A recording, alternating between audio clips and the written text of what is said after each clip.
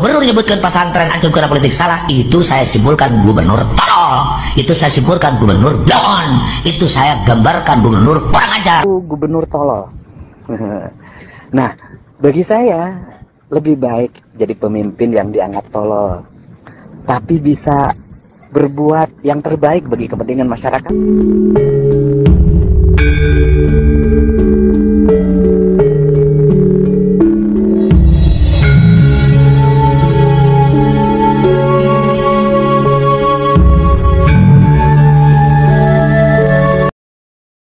Bismillahirrahmanirrahim. Assalamualaikum warahmatullahi wabarakatuh. Sahabat-sahabat para wargi Jawa Barat Sampurasun, Ustadz Aceng Mujib Pira, saya sangat menyayangkan dengan statement Ustadz Aceng Mujib yang menyerang kebijakan Gubernur Jawa Barat Kang Deddy Mulyadi.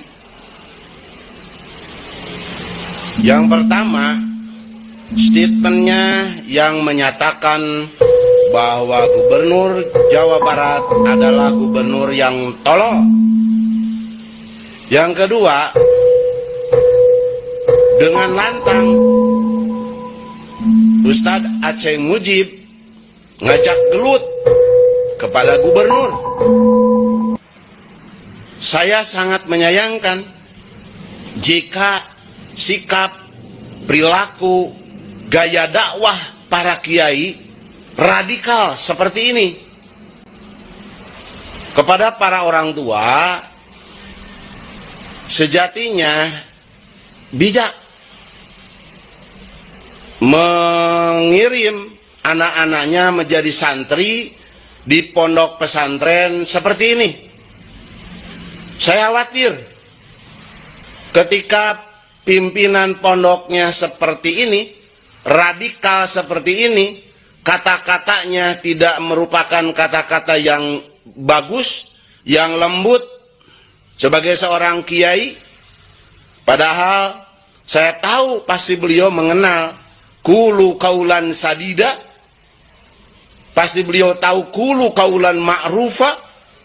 Beliau pasti tahu yang namanya kulu kaulan karima, kulu kaulan baligo.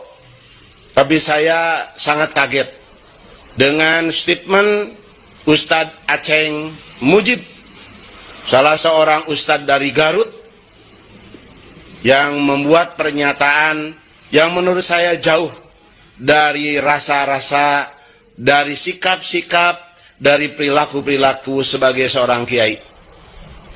Saya sangat berharap para kiai tidak tersulut oleh aktivis-aktivis politik yang memanfaatkan agama ya sebagai alat politik. Saya dan warga Jawa Barat memprediksi menggonggongnya para kiai seperti ini boleh jadi karena dana hibah yang selama ini dinikmati hilang. Mereka boleh jadi ada yang memprovokasi dengan memanfaatkan para kiai, para ulama untuk menggonggong. Boleh jadi mereka menggonggong karena selama ini mereka adalah merupakan penikmat dana hibah.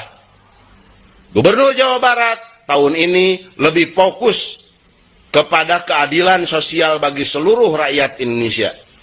Oleh karena itu, pada orang tua hati-hati mengirim anak-anaknya ke pondok pesantren seperti ini. Saya khawatir para santrinya akan menjadi santri yang radikal dalam berbicara, radikal dalam berkata-kata, radikal dalam bersikap. Cenah deui aya kabar bahwa ke pesantren mah tepati perhatian.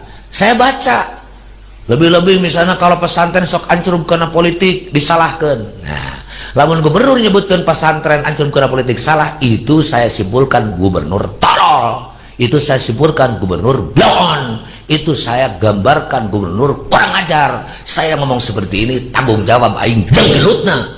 Ini disiarkan umum ya? Siarkan. Oke, biar disampaikan. Rasulullah bersabda, "Idza wusidal amru ila ghairi ahlihi fantadhiris sa'ah." Ketika satu pekerjaan diserahkan bukan kepada ahlinya, tunggulah kehancurannya. Hei presiden, hei gubernur, hei bupati, jika gak ngerti agama, jangan ngomong agama, serahkan kepada. Kak Ustad anu ngagogoreng bapak aingnya, makanan kayak ngajak ribut ke bapak aing. Emang dia bukan kekuatan sakumaha ngajak ribut ke bapak aing. Bapak aing mah sejawa barat kan ngadukung oke. Turun sejawa barat teh. Cik jadi ustad mah ustad we lah. Tong ngagogoreng bapak aing segala rupa. Angguran dukung programna. Lain malah nyinyir ngagogoreng karena nama-nama dosa we kalakuan teh. Mesti tewak mampun-ampunan sih yang tadi hampura maneh.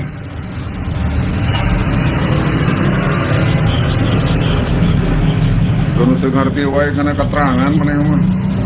Hiji pimpinan diserahkeun ka ulin ahlina tunggu kehancuranana.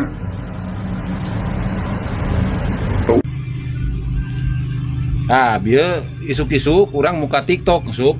Bieu pisan muka TikTok. Ya. Dina beranda naon disebut nanya. Aya oknum ustad di Garut. Aceng ngaranna teh Aceng naon. Ngobrolkeun. Kemun teu bisa agama cenah ulah ngobrol agama. Ngan ujungna goreng ka gubernur. Kang Deddy Mulyadi, Bapak aing, gubernur aing. Nyebut aya bahasa tolol saeutik. Ari cekula ti dieu ye dengekeun. Ieu mah moal bicara agama ngan saeutik-eutikeun diajar agama, matak tar ngobrol gagabah. Ngan eta oknum ustad Kang Aceng eta nyerag dina panggung kan gelut jeung gelut ngobrolkeun teh. Tah lamun gelut mah ya diajar ye. Tah ieu kita nu galal deui eta kayak biarikeun. Tah ieu sesan neugelan urang tah. Tah ieu tah. Nya sesan neugelan nya. Mata ulah waneh-waneh teuing. Gelut mah hayulah rek di mana oge. Masyarakatnya Sampurasun, Wilujeng Enjing, wargi Jabar, dan seluruh warganet dimanapun berada, bahagia, sehat, dan hari-hari dihadapi dengan penuh harapan. Saya mohon maaf kalau ini pegang kameranya nggak bisa dijauhin karena tangannya masih bengkak. Ibu-ibunya sayang banget sama sayanya, sehingga kalau saking sayangnya kalau salaman sambil jerit, sambil ditarik, sambil jarinya dipelengkingkan sehingga jari dan tangan saya bengkak seharian lumayan.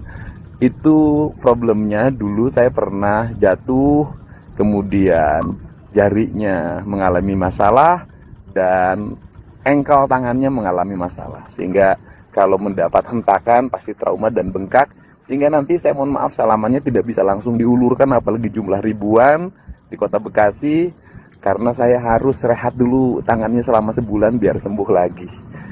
Dan saya mengucapkan terima kasih ya, banyak yang mencintai saya. Mencintai saya, ada yang memuji, ada yang mengkritik. Yang mengkritik memberikan gelar pada saya, banyak sekali gelarnya. Dari mulai Gubernur Konten, Gubernur Lambetura, Mulyono Jilid 2, kemudian gubernur yang mungkin ya dungu gitu kan. Kemudian yang terbaru ini juga ada lagi, saya tidak tahu apakah ucapannya ditujukan pada saya atau bukan, saya tidak tahu. Tetapi orang menanggapi bahwa ucapannya ditujukan pada saya, sehingga melakukan pembelaan yang luar biasa. Santai aja, nggak usah bikin ribut. Kalau ada orang yang mengkritik, tanggapi dengan rileks karena dia sayang sama saya. Yaitu gubernur tolol. Nah, bagi saya lebih baik jadi pemimpin yang dianggap tolol, tapi bisa berbuat yang terbaik bagi kepentingan masyarakatnya, bisa membangun transparansi anggaran pemerintah sehingga publik bisa mengakses, bisa merubah dana hibah yang biasanya jadi bancakan, dan itu bisa saya buktikan kebancakanannya, dan SPJ-SPJ yang diragukan itu menjadi dana yang bermanfaat bagi kepentingan orang banyak. Membangun sekolah baru, memperbaiki ruang kelas, memberikan beasiswa pada anak-anak yang dianggap miskin dari keluarga miskin. Jumlahnya sekarang 12.600. Saya pengennya jadi 20.000 karena belum tentu orang yang tidak didata itu tidak miskin. Mereka bisa jadi tidak terdata dengan baik tapi miskin.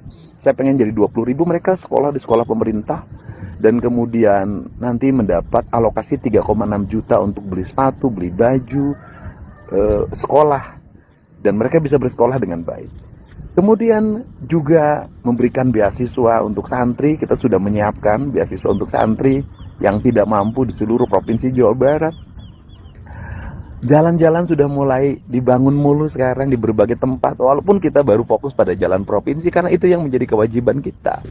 Kemudian ini nih, BPJS nunggak 334 miliar tidak dibayarkan ke kabupaten kota sehingga nanti banyak warga yang tidak bisa dibayarkan oleh BPJS ketika sakit. Di perubahan anggaran akan saya masukkan. Jembatan-jembatan gantung sudah mulai dibangun. Kemudian juga banyak warga yang mengeluh dulu kena longsor, rumahnya belum diganti, sekarang sudah mulai cara perlahan diganti rumahnya. Kemudian walaupun tidak begitu besar, walaupun yang jualan di pinggir jalan melanggar hukum, menggunakan tanah negara, yang di bantaran sungai melanggar hukum, bangun rumah, tapi tetap ketika mereka digusur, saya memberikan uang untuk mereka buat kontrak rumah, buat modal usaha baru di tempat lain. Dan seluruh rangkaian itu dilakukan untuk kebaikan masyarakat. Bagi saya, seorang pemimpin yang diutamakan adalah kepentingan banyak orang, bukan kepentingan sedikit orang. Walaupun mementingkan kepentingan banyak orang, pasti mengecewakan kepentingan sedikit orang. Dan bagi saya, menjadi pemimpin yang beragamanya baik, yaitu pemimpin yang mampu mengelola keuangan negara dengan baik dan digunakan sebesar-besarnya.